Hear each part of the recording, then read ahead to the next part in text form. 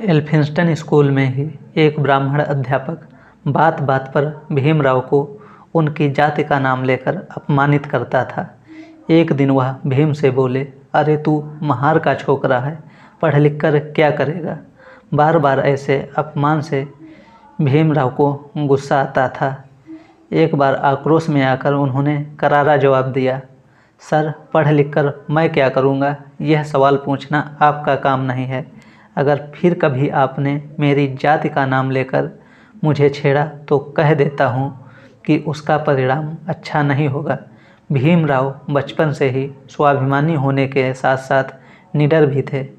वह जातिवादी मानसिकता वाले अध्यापक को भी करारा जवाब देने से नहीं हिचकिचाते थे। भीमराव को अपमानित करने के लिए अब वह नए नए अन्य तरीके भी ढूंढते रहते थे।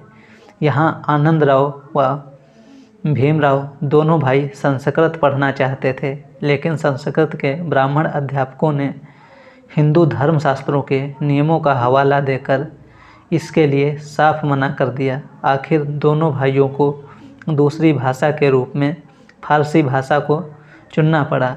बाद में भीमराव ने अपने प्रयासों से संस्कृत को अच्छी तरह से सीखा और उसकी अच्छी जानकारी हासिल की।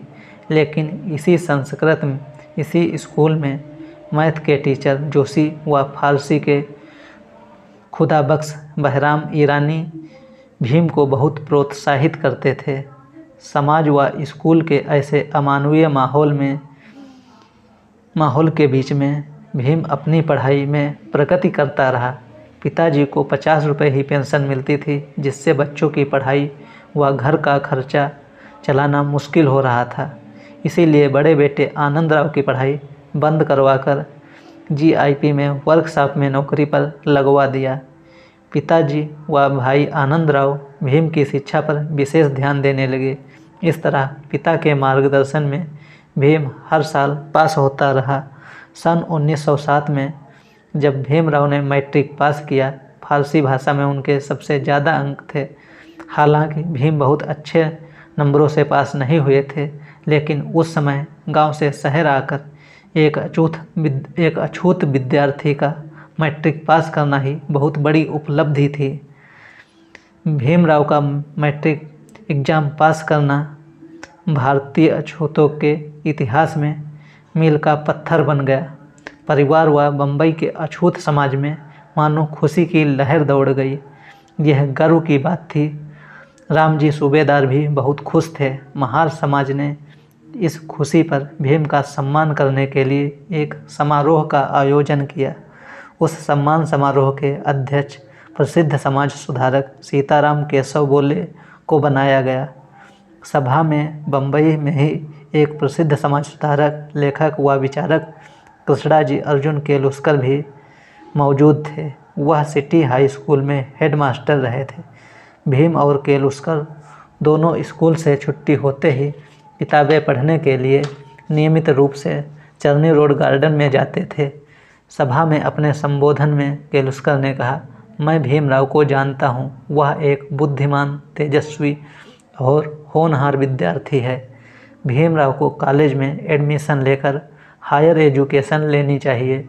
उन्होंने यह भी भरोसा दिलाया कि वह उसके आगे की पढ़ाई के लिए बड़ौदा नरेश सयाजीराव गायकवाड़ से आर्थिक सहायता दिलवाने में मदद करेंगे। केलुस्कर ने भीम की काफ़ी प्रशंसा की और अपनी लिखी हुई किताब बुद्धचरित की प्रति भीमराव को भेंट की, जो आगे चलकर भीमराव के जीवन में क्रांतिकारी साबित हुई।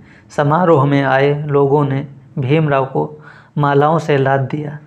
भीमराव के जीवन का यह पहला सार्वजनिक सम्मान था और यह देखकर वह काफ़ी प्रसन्न भी थे, लेकिन कुछ नहीं बोले।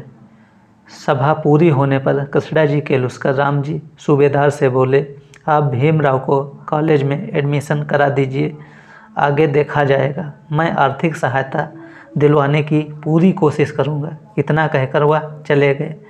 बाद में उस महान विचारक व समाज सुधारक ने अपने उस वचन का पालन किया, जिससे भीमराव के जीवन की काया ही पलट गई।